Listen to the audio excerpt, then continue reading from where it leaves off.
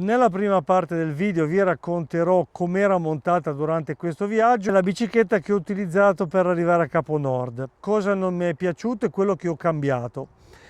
La seconda parte invece vi spiega come ho cambiato la bicicletta e quello che ho scoperto, perché oggi come oggi, volendo comprare un cambio Shimano XT a 11 rapporti, sarete obbligati alla tipologia di trasmissione Link Glide che Shimano utilizza prevalentemente, diciamo, per biciclette elettriche. Quindi, volendo rimanere con l'Hyperglide, ma volendo rimanere con un 2x11, perché il GRX 2x12 non riesce ad avere dei rapporti di trasmissione bassi come riesco a fare con questo Frankenstein, che è un GRX accoppiato a trasmissione XT da montagna.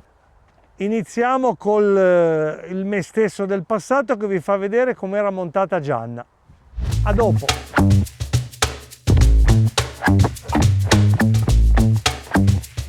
Allora, benvenuti o ben ritornati sul nostro canale. Oggi vi racconto la bicicletta che ho utilizzato per la seconda parte del viaggio in Norvegia, quello appena concluso quest'anno.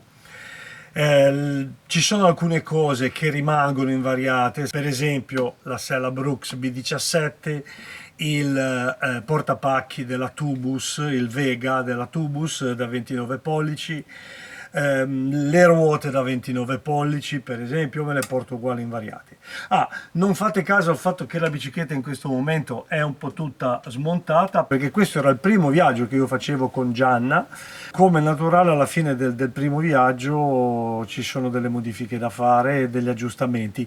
In questo caso le modifiche sono importanti perché io la bicicletta volevo questo colore, questo telaio, però veniva montata, quindi io ho venduto quasi tutto e ho mantenuto alcune cose un po' per curiosità, per vedere come vanno, e non mi sono piaciute. Allora, l'impostazione della bicicletta è sempre un 2x11, su questa monto 46 denti.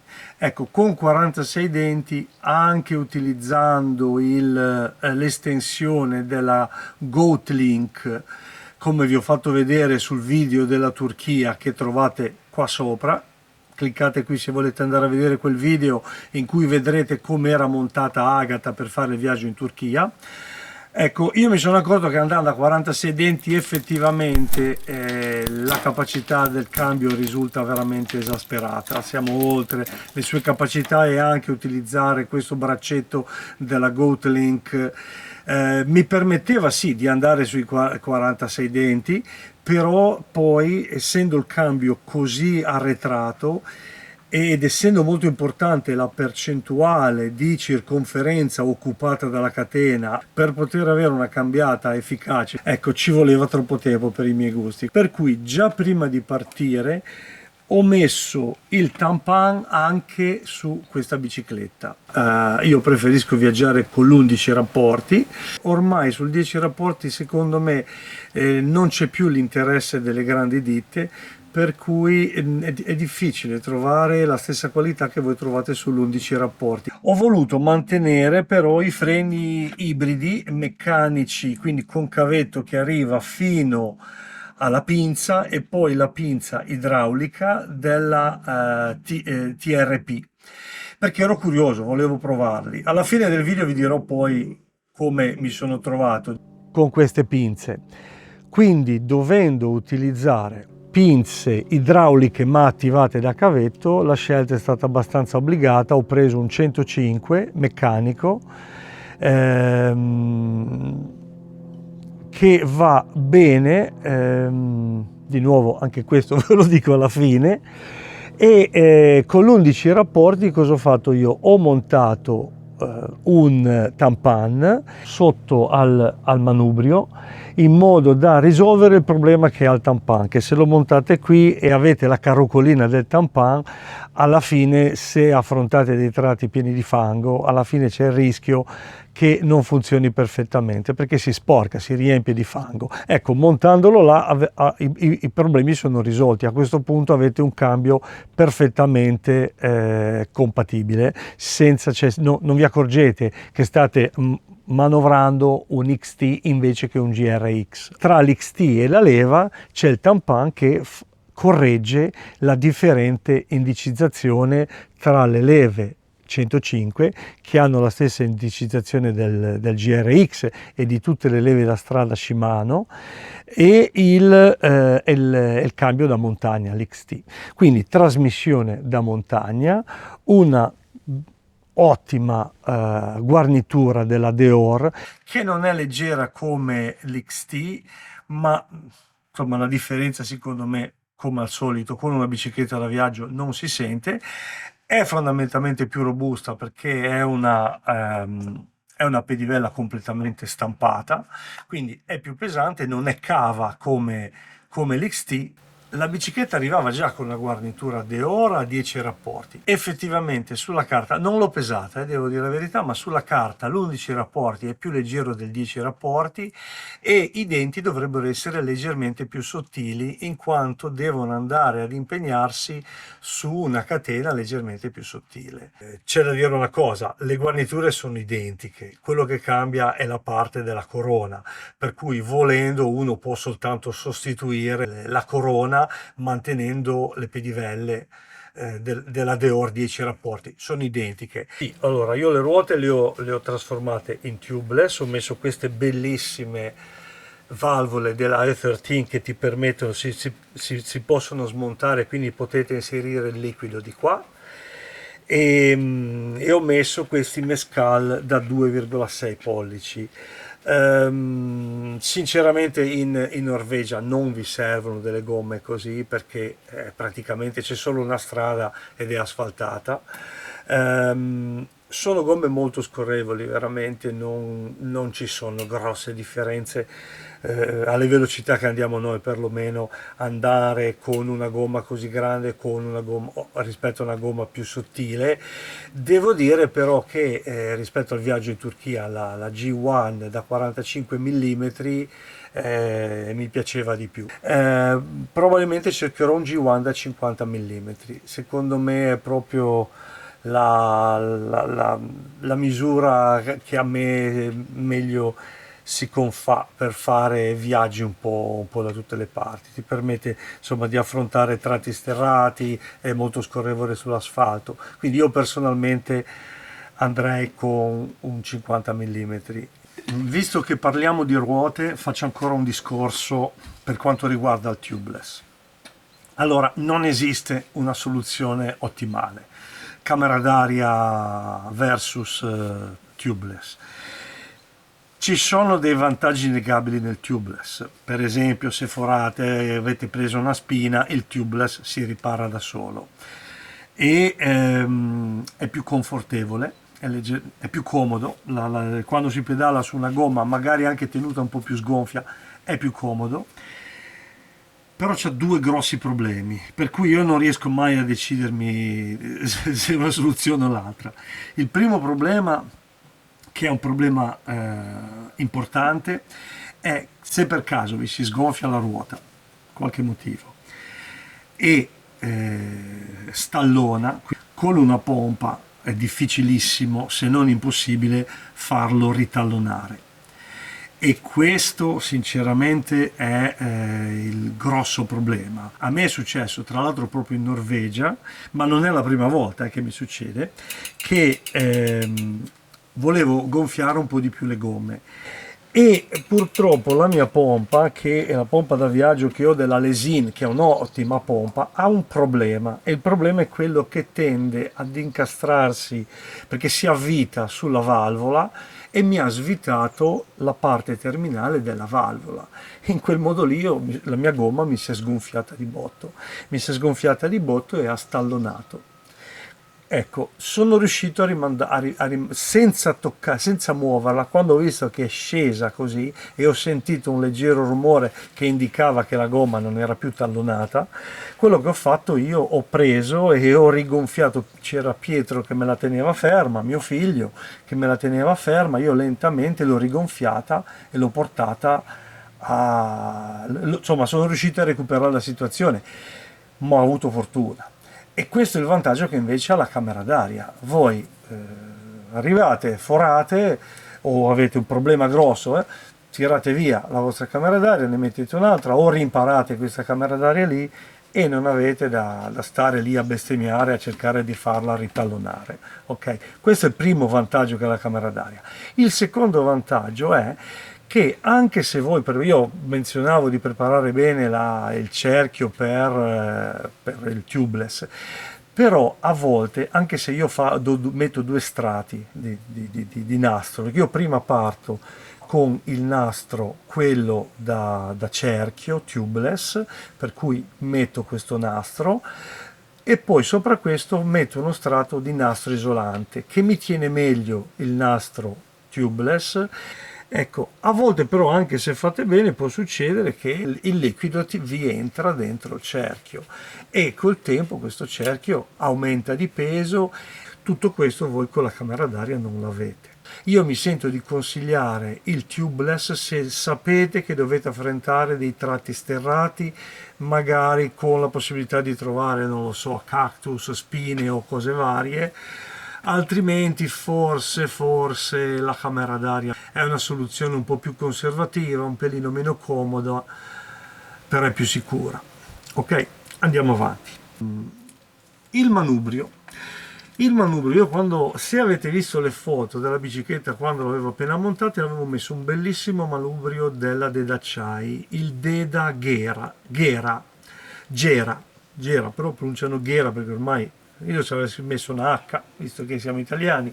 Comunque, il Deda. Purtroppo ha una forma tutta particolare alla Batman, che rende difficile montare una borsa manubrio e le estensioni manubrio, perché alla fine io ho una borsa manubrio della Ortlieb e sia quella a bauletto che quella da bikepacking, tutte e due occupano un certo spazio, che mi spingono all'esterno ancora di più i miei supporti, e alla fine io ho poco spazio per le mani. Quindi io cosa ho fatto? Sono ritornato allo stesso manubrio che monto su Agata, e che è un manubrio che mi piace moltissimo perché ha una forma molto schiacciata, ellittica, per cui è comodissimo per me, ovviamente è tutto molto soggettivo, è comodissimo nelle mani. Faccio presente, tutto quello che vedete pagato onestamente da Pantalone, ce le pago io tutte queste cose, quindi quello che vi dico non è detto che sia giusto, ma è quello che io credo personalmente e di cui io sono fermamente convinto. Andiamo avanti. Quindi questo manubrio della Zip, il servizio corse XLPR, per me è ottimo, in questo caso in misura 44. È un manubrio dritto, tra l'altro, che ha una leggera apertura in basso, quindi veramente un manubrio comodissimo. E tra l'altro, quando voi avete montato le estensioni manubrio, che io vi consiglio di utilizzare l'accrocchio, è il nostro accrocchio che facciamo e vendiamo, ecco, questa è una marchetta, è stato sponsorizzato da me stesso. Ecco, il manubrio, l'estensione manubrio è la nostra, e sotto nella sinossi trovate il collegamento per andare a comprarlo, anzi andate a comprarlo. E quindi una volta che avete montato l'accrocchio, la borsa manubrio, avete tantissimo spazio ancora per le mani sulla parte superiore del manubrio. Secondo me 10 lode. E adesso veniamo, io direi che vi ho detto praticamente tutto. Delle ruote veramente non vi ho detto ancora una cosa. I mozzi sono Formula, sono dei mozzi onestissimi. Allora, voi sapete che sono un amante dei coni contrapposti della Shimano, i mozzi a coni contrapposti, che sono i mozzi che fa la Shimano. Ero curioso di provare il mozzo DT 350 della DT Swiss. Il problema che sto riscontrando con Shimano è che ormai Shimano sta spingendo per il microspline, che è l'interfaccia Shimano per il 12 rapporti. Quindi è difficile trovare ruote che abbiano mozzi Shimano XT con pacco pignoni, quindi con interfaccia HG per il pacco pignoni da 10 a 11 rapporti, 9, 10 o 11 rapporti Shimano. E allora stavo guardando eventualmente per i DT Swiss 350. Perché? Perché DT Swiss permette anche di cambiare in un attimo e rende disponibile la ruota libera per microspline, per HG o per interfaccia SRAM XD. E quella interessante ha due problemi: costa molto cara, decisamente costa circa 3 volte quello che costa un mozzo Shimano XT, e poi non ha la ruota libera in acciaio, cosa che il Deore, senza andare necessariamente con l'XT, però lo Shimano ha la ruota libera in acciaio, per cui col tempo una ruota libera in alluminio tende a segnarsi, e questo non succede con una ruota libera in acciaio. Pesa un po' di più, ma come al solito sono biciclette da viaggio, non sono biciclette per fare i record dell'ora, e quindi ecco, sono ancora incerto. Mi sa che probabilmente mi dovrò montare una ruota io. Andiamo avanti. Se siete ancora svegli, sto smontando tutto perché a me i freni meccanici, anche se la parte della pinza è idraulica, non piacciono. Cioè, i freni meccanici sono i migliori. I migliori se non avete mai provato i freni idraulici. Se provate i freni idraulici vi rendete conto che tornare indietro a un freno meccanico è veramente assurdo. Proprio a me non piace. Mi direte, ma il freno meccanico, ve l'ho già raccontato, questo ve l'ho già raccontato, ma il freno meccanico è più sicuro. Non è vero, perché il freno meccanico alla fine ha più parti meccaniche, la parte con la molla che serve per azionare, e ho visto gente a piedi perché gli si era rotta la pinza. E io sinceramente, che viaggio con i freni idraulici sono più di 20 anni, proprio da quando c'erano i primi freni idraulici, per cui rimango scettico a tutte queste leggende metropolitane. E rieccoci dopo aver apportato le modifiche di cui parlavamo poc'anzi. Freni 2x11 GRX, gli stessi che monto su Agata, quindi freni idraulici in abbinamento alle pinze XT idrauliche, ovviamente, con le stesse accortezze che sono notate sul video che vi metto qua in descrizione qua sopra, per poter utilizzare le guaine dei freni XT con le leve da strada, che hanno la necessità di sostituire il dado che permette di bloccare la guaina sulla leva. Poi la trasmissione è un pochino Dr. Jekyll e Mr. Hyde, qui così. Sta bicicletta è più vicina a Frankenstein che alla bicicletta che era prima, però va benissimo, ve lo garantisco io. Allora, trasmissione da montagna. Per poter far andare la trasmissione da montagna con delle leve GRX, che ricordo ancora una volta, l'ho già detto molte volte, hanno un'indicizzazione diversa, quindi il cavo viene tirato in modo diverso dalle leve da strada rispetto ai manettini da montagna. Quindi io ho montato qua così, ho montato qui così in linea con il cavetto che va al deragliatore posteriore, ho montato un tampon. Questo tampon mi permette di correggere la differenza di indicizzazione tra i due sistemi, da gravel strada invece che piuttosto che da montagna. La trasmissione da montagna, l'11 e il 12 rapporti hanno la stessa indicizzazione, quindi il cavetto viene tirato dello stesso modo. Ovviamente se voi montate un manettino da 12 rapporti tirerà il cambio un pochino di meno, in modo che possa soddisfare la spaziatura che c'è tra un pignone e l'altro di un pacco pignoni da 12 rapporti. In questo caso io uso gli 11 rapporti, quindi con l'11 rapporti io ho montato un XT da 12 rapporti, che ovviamente però funziona perché ha la stessa indicizzazione dell'11 rapporti. Quindi questo è un XT 12 rapporti, che è il motivo che io ho messo l'XT da 12 rapporti rispetto al classico XT da 11 è il seguente. Prima di tutto ha una cambiata più veloce, è molto più rapido nel cambiare del vecchio XT 8000, e con un pacco pignoni da 46 denti, che è al di fuori della capacità dell'XT 8000, perché l'XT 8000 con il 2x11 il massimo numero di denti specificato da Shimano è di 42 denti, quindi 4 denti in più erano forse un pochino troppo, per cui io ero costretto ad arretrare il cambio un po' di più, quindi portarlo indietro un po' di più, in modo da poter arrivare sul 46 denti. In questo modo il cambio a salire non aveva problemi, però a scendere, soprattutto quando dal 13 passava all'11, faceva fatica, e dal 46 al 42 faceva ancora più fatica.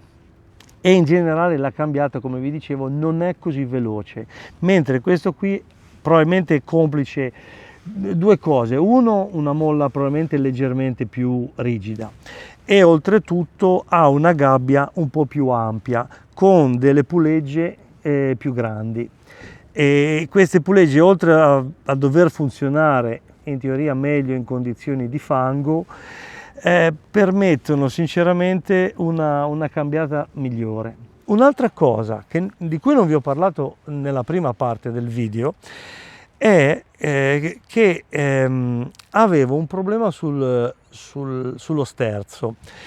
Durante l'ultimo viaggio la bicicletta tendeva un pochino ad andarmi in risonanza, anche con un carico abbastanza ben equilibrato sulla forcella, con le borse a forcella, facendo attenzione che ci fosse un bilanciamento del peso tra le due parti, che è sempre fondamentale, è sempre bene fare.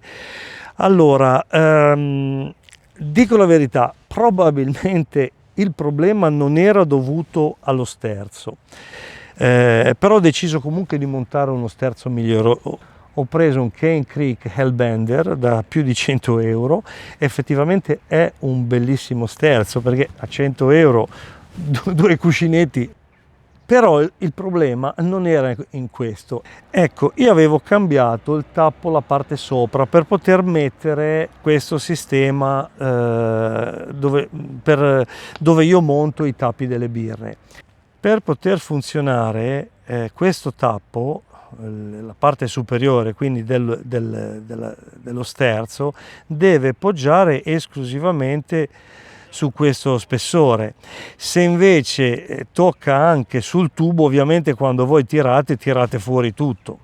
Allora io cosa ho fatto? Allora mi sono accorto di questa cosa, per cui ho cambiato gli spessori in modo che fosse sicuramente libero, ma ho voluto comunque apportare queste due migliorie. Uno è uno sterzo, come vi ho detto, il Cane Creek Hellbender, che è diciamo di fascia alta, passa ai 110 euro mi pare averlo pagato. L'altra cosa, ho anche messo un ragno all'interno del tubo della forcella della Cane Creek, che è molto molto bello. Qui purtroppo non ve lo posso far vedere, vi metterò in descrizione il modello che è, perché come probabilmente saprete, allora, avendo una forcella in carbonio, il tubo è in carbonio, c'è bisogno di un ragno speciale, non si può mettere il classico ragno che si martella dentro il tubo in acciaio, perché rischierebbe di causare delle microfessure, per cui poi rischiate di rompere il tubo della forcella.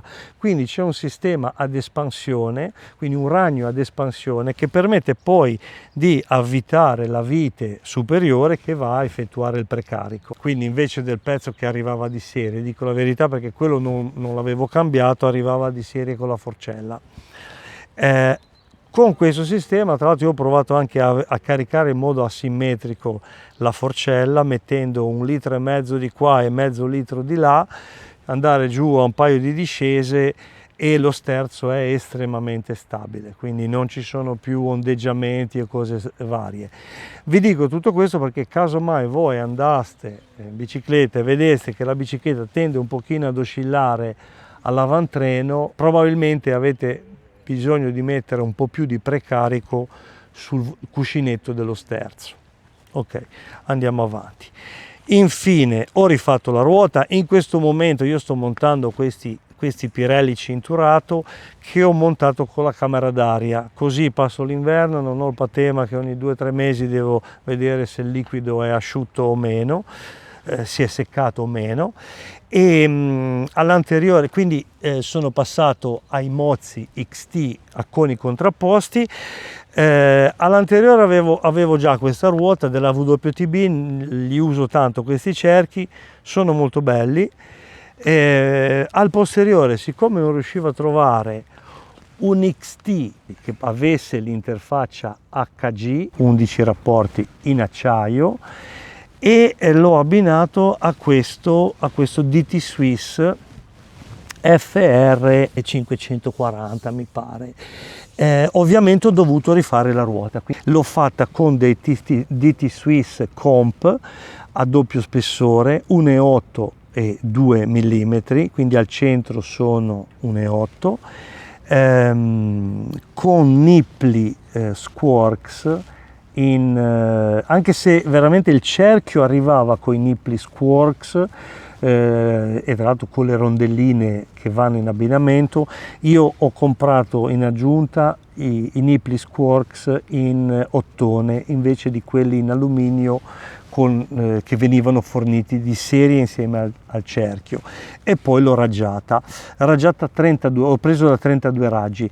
Questo tipo di cerchio si può trovare da 28 raggi, forse anche da 24, comunque io ho preso la misura, il numero di fori che è più alto che potessi trovare. Non mi sarebbe dispiaciuto farla anche da 36, comunque da 32 ha un fattore di carico da 140 o 150 kg, ASTM 4 o ASTM 5, quindi diciamo una botte di ferro. E quindi direi che abbiamo finito. Ovviamente il nostro accrocchio, questo qui è l'accrocchio modello 2026 con la scritta. Sto preparando questo oggetto che non vi dico che cos'è, ma ve lo farò vedere nei prossimi video.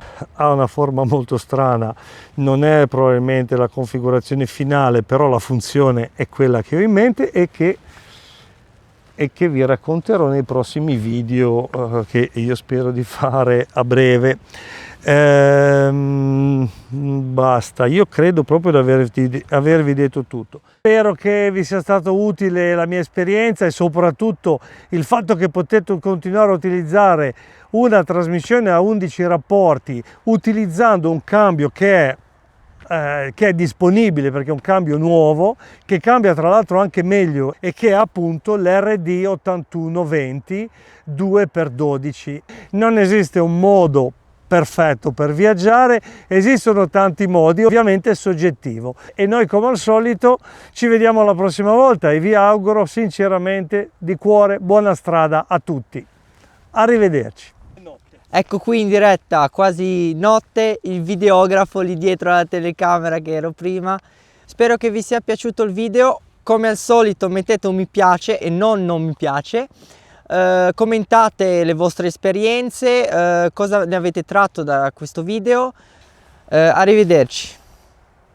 E come al solito io vorrei ringraziare il mio cameraman, fotografo, che voleva anche che mi prende anche in giro. Libera la bici che non ha bisogno di mantenimenti, niente, e cicola. Perché ha capito che con te non avrebbe mai grandi attenzioni, quindi o va o va. Appunto. Grazie per aver filmato. Mettete un mi piace. Bravo, a lui mettete mi piace.